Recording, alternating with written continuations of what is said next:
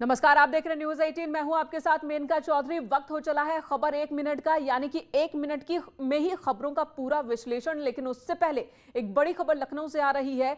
खबर क्या है ये हम आपको बता देते हैं। विभूति खंड थाना क्षेत्र में अयोध्या हाईवे पर चंदन हॉस्पिटल के पास एक प्रॉपर्टी डीलर पर फायरिंग हुई है। स्कॉर्पियो में बैठे प्रॉपर्टी डीलर पर बाइक सवार बदमाशों ने गोली चलाई है। प्रॉपर्टी डीलर की उंगली में गोली लगी है। गोली चलने से राहगीरों के बीच हड़कंप मच गया। घायल को ट्रॉमा सेंटर ले जाया गया। उसकी उंगली में गोली लगी है। प्रॉपर्टी डीलर बताया जा रहा है। पेशे से ये जिस पर गोली चली है, फायरिंग हुई है, स्कॉर्पियो में सवार था। ऋषभ मणि त्रिपाठी हमारे साथ इस वक्त मौजूद हैं। ऋषभ, इस गोलीकांड के बारे में क्या खबर? मेनका, देखिए, ये चिन्हट इलाके का रहने वाला प्रॉपर्टी डीलर है तौकीर। ये अपनी स्कॉर्पियो विभूति खंड इलाके में चंदन हॉस्पिटल के पास था। इसका कहना है तभी बाइक सवार दो बदमाश आते हैं और इसकी शीशे को नॉक करते हैं। जब ये शीशा खोलता है तो उसमें पीछे बैठा जो बदमाश था वो गोली चला देता है अपनी इसमें अवैध असलहे से। जो गोली इसकी उंगलियों से छूती हुई निकलती है। पुलिस तुरंत मौके पे पहुंचती है। बदमाश भाग जाते हैं। तौकीर को अस्पताल ले जाया गया है। पुलिस का ये कहना है कि डॉक्टर्स के मुताबिक खतरे से पूरी तरह बाहर है इस वक्त तौकीर। गोली किसने चलाई है, वो उसके बदमाश है, इनकी क्या राइवलरी, इन तमाम चीजों पर उससे पूछताछ की जा रही है। सरेशाम फायरिंग हुई थी। जाहिर सी बात है वो भीड़ भाड़ वाला इलाका है तो वहां पर कुछ देर के लिए हड़कंप जरूर मचा है, लेकिन पुलिस वहां मौके पे पहुंची और उन्हें स्थितियों को संभाला है। जी ऋषभ, धन्यवाद इस वक्त पूरी जानकारी देने के लिए। तो पुलिस मामले की जांच में जुटी है, लेकिन हैरानी की बात यह है पुलिस को किस तरह से चुनौती बदमाश दे रहे हैं कि भीड़ भाड़ वाले इलाके में प्रॉपर्टी डीलर पर गोली चल गई।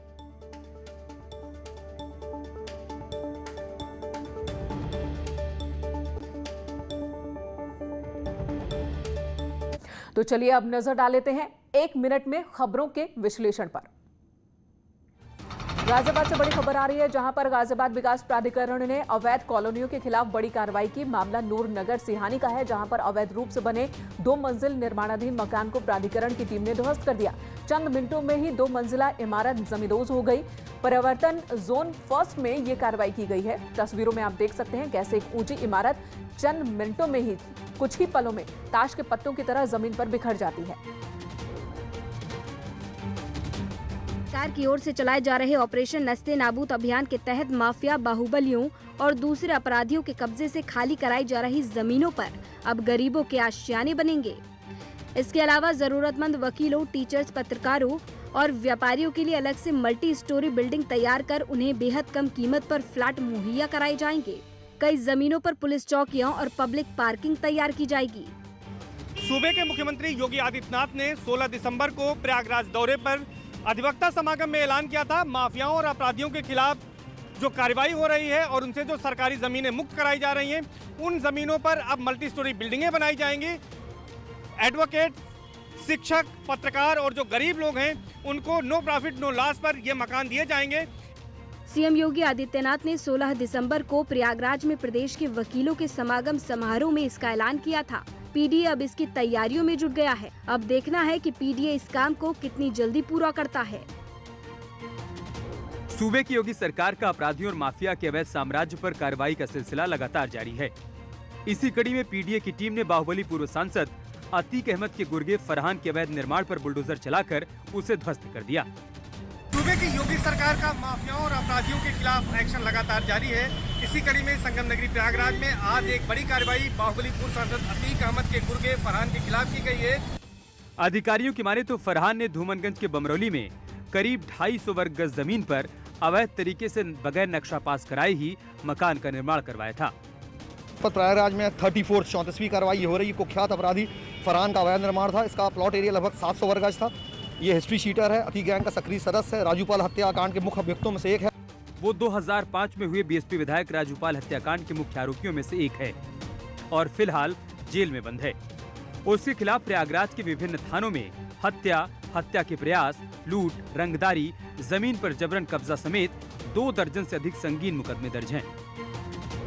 उन्नाव में पत्रकार शुभम मणि त्रिपाठी हत्याकांड में डीएम के निर्देश के बाद आरोपियों के खिलाफ प्रशासन ने सख्त एक्शन लिया। आरोपी दिव्या अवस्थी और उसके पति कन्हैया अवस्थी के साथ साथ देवर राघवेंद्र अवस्थी की 15 करोड़ से ज्यादा की संपत्ति कुर्क की गई। करोड़ों की बेशकीमती जमीन को प्रशासन ने कुर्क किया और प्रशासनिक कब्जे का बोर्ड भी लगा दिया। साथ ही 3 लग्जरी गाड़ियों को भी प्रशासन ने कब्जे में लिया। अभियुक्त हैं, उनकी जमीन चिन्हित की गई थी और क्योंकि उन पर गैंगस्टर की कार्रवाई की गई है, उसके अंतर्गत उनकी जो भी अवैध रूप से संपत्तियां हैं उन पर कुल होने की कार्रवाई की जा रही है। 19 जून 2020 को पत्रकार शुभम की गोली मारकर हत्या की गई थी, जिसमें ये तीनों हत्या और साजिश रचने के मामले में उन्नाव जेल में बंद हैं। जिला प्रशासन ने तीनों के खिलाफ गैंगस्टर एक्ट के तहत शुक्रवार को कार्रवाई की। फिरौती के लिए अपहरण के एक मामले का खुलासा करते हुए 5 आरोपियों को गिरफ्तार किया, लेकिन पुलिस की जांच में ये शिकायत फर्जी निकली। अपहरण का मुकदमा दर्ज कराने वाले ने कुछ लोगों से सरकारी नौकरी दिलाने के नाम पर 14 लाख रुपए की ठगी की थी और उसी रकम को वसूलने के लिए ठगे गए लोगों ने एक युवक को बंधक बनाया था।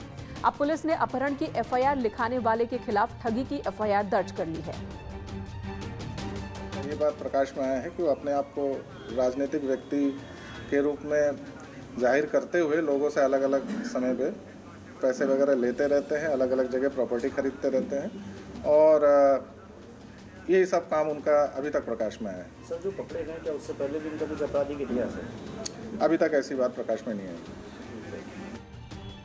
पप्पू के मुकरने के बाद इन लोगों ने सोनू सिंह को अपने पास बंधक बना लिया, लेकिन पप्पू ने इन लोगों के खिलाफ फिरौती के लिए अपहरण की एफआईआर दर्ज करवा दी। पुलिस जांच में जुटी तो पूरे मामले का खुलासा हुआ। अपहरण की धारा को हटाया गया और इन लोगों को किसी को इच्छा के विरुद्ध बंधक बनाने की धारा में गिरफ्तार किया गया। लेकिन पप्पू गौतम के खिलाफ भी नौकरी के नाम पर ठगने की एफआईआर दर्ज हुई है। कैमरामैन मनोज शाही के साथ ऋषभ मणि त्रिपाठी, न्यूज़ 18, लखनऊ।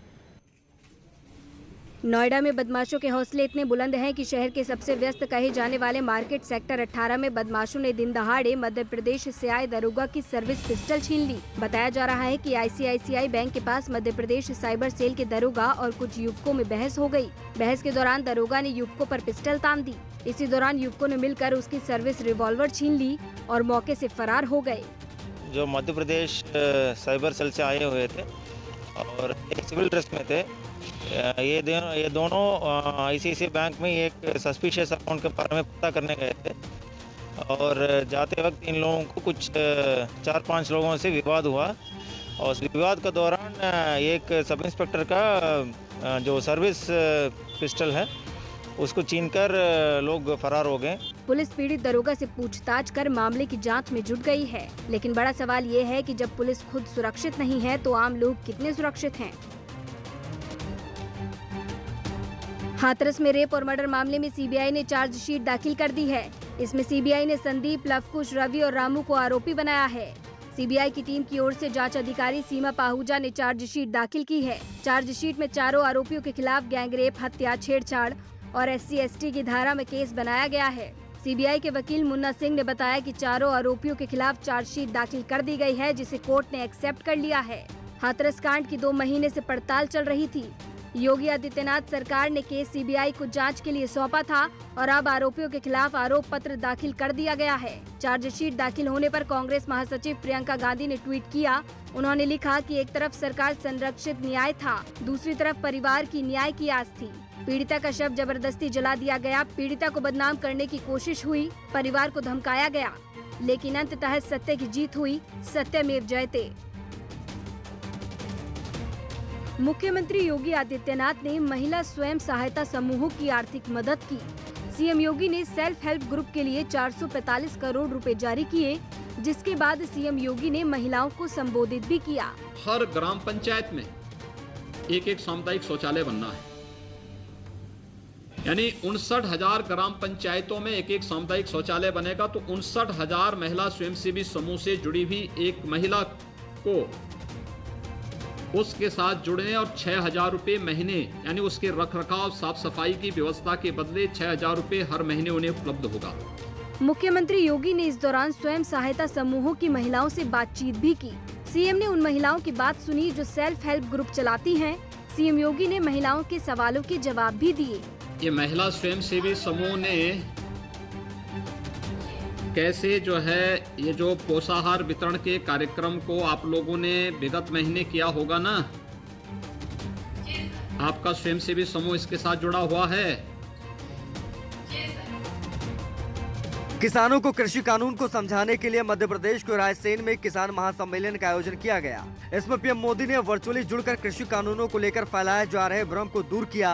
पीएम मोदी ने किसानों को भरोसा दिलाया कि एमएसपी खत्म नहीं होगी और मंडियां भी कभी बंद नहीं होंगी। पीएम मोदी ने कहा कि जो काम 25-30 साल पहले हो जाने चाहिए थे, उसे आज करने की नौबत आई है। पहले लोग अपने घोषणा पत्र में इन सुधारों का जिक्र करते थे, लेकिन उसे पूरा नहीं करते थे। मुझे लगता है उनको पीड़ा इस बात से नहीं है कि कृषि कानूनों में सुधार क्यों हुआ। उनको तकलीफ इस बात में है कि जो काम हम कहते थे लेकिन कर नहीं पाते थे, वो मोदी ने कैसे किया, मोदी ने क्यों किया, मोदी को इसका क्रेडिट कैसे मिल जाए। मोदी ने कहा कि इन लोगों ने अपनी राजनीति के लिए किसानों को समय समय पर इस्तेमाल किया। ये लोग स्वामीनाथन की रिपोर्ट 8 साल तक दबाए रहे। हमने स्वामीनाथन कमीशन की रिपोर्ट को बाहर निकाला और एमएसपी को 1.5 गुना किया। कृषि सुधार कानूनों के बारे में किसानों का भ्रम दूर करने के लिए केंद्रीय मंत्री स्मृति ईरानी ने मेरठ में किसान प्रतिनिधियों के सम्मेलन को संबोधित किया। इस सम्मेलन में मेरठ, मुजफ्फरनगर, शामली, सहारनपुर और हापुड़ के किसानों को बुलाया गया था। इस मौके पर स्मृति ईरानी ने कांग्रेस और राहुल गांधी पर खूब तंज कसा। स्मृति ईरानी ने पूछा कि मिर्च हरी होती है या लाल, राहुल गांधी को नहीं पता। उन्होंने पूछा कि राहुल या सोनिया गांधी खुद किसान है क्या। विपक्ष के नेता कहते हैं कि जिसने बिल बनाया वो किसान नहीं। मैंने पूछा क्यों राहुल गांधी किसान है, सोनिया जी किसान है। जो देश की संसद में मिर्च हरी है कि लाल है यही तय नहीं कर पाते, वो किसान है। जो 40 इंच का आलू उगाते हैं, मशीन में आलू एक तरफ डालकर दूसरी ओर से सोना निकालने की बात करते हैं, वो किसान है। अपने भाषण में उन्होंने अमेठी पर खास फोकस किया। उन्होंने आरोप लगाया कि अमेठी में गांधी परिवार ने किसानों को धोखे में रखकर उनकी जमीन हड़प ली। ये परिवार अब किसान हित की बात कर रहा है। उन्नाव से बीजेपी के सांसद साक्षी महाराज ने मुस्लिमों को लेकर बड़ा बयान दिया है। उन्होंने मुसलमानों का अल्पसंख्यक दर्जा खत्म किए जाने की मांग की है। उन्होंने तर्क दिया है कि हिंदुस्तान में मुसलमानों की तादाद पाकिस्तान से ज्यादा है। पाकिस्तान में 20 करोड़ और हिंदुस्तान में 32 करोड़ मुसलमान। तो आप सब मीडिया बंधुओं के माध्यम से मैं अपनी सरकार से विनम्रता पूर्वक आग्रह करना चाहूंगा कि तत्काल प्रभाव से मुसलमानों का अल्पसंख्यक दर्जा समाप्त होना चाहिए। किसान आंदोलन को लेकर उन्होंने आरोप लगाया है कि कुछ राजनीतिक दल किसानों के कंधे पर रखकर बंदूक चला रहे हैं। अगर हमने कुछ गलत किया, सरकार ने कुछ कम किया तो गलत किया, तो जैसे राम मंदिर के विरोध में सारी पार्टियां सुप्रीम कोर्ट चली गई थी, इस बिल के खिलाफ में भी कांग्रेस को, अन्य दलों को सुप्रीम कोर्ट जाना चाहिए। सुप्रीम कोर्ट तो जा नहीं रहे, बेचारे सीधे साधे किसानों के कंधे पर धर के बंदूक। कांग्रेस की बात ही नहीं कर रहा। नहीं, मैं किसी का नाम नहीं ले रहा, मैं कांग्रेस का नाम नहीं ले रहा। साक्षी महाराज अक्सर अपने विवादित बयानों के सीएम योगी आदित्यनाथ 20 दिसंबर को अयोध्या के दौरे पर होंगे। वो यहां आचार्य नरेंद्र देव कृषि एवं प्रौद्योगिकी विश्वविद्यालय में आयोजित 3 दिवसीय कृषि मेले का उद्घाटन करेंगे। कृषि मेले में कृषि प्रदर्शनी भी लगाई जाएगी, जिसमें कृषि संबंधित जानकारियां और कृषि उपकरण भी प्रदर्शित किए जाएंगे। कृषि मेले के दौरान कृषि गोष्ठी का आयोजन भी किया जाएगा, जिसमें किसानों की आमदनी दोगुनी करने को लेकर चर्चा की जाएगी। किसानों के लिए जो कृषि प्रौद्योगिकी है, चाहे राज्य सरकार द्वारा विकसित की गई हो या विश्वविद्यालय द्वारा विकसित की गई हो या प्राइवेट संस्थानों के द्वारा विकसित की गई हो या किसी किसानों की सफलता की कहानी हो, उस सबको हम लोग प्रदर्शनी के माध्यम से यहाँ पर जो है दर्शाएंगे।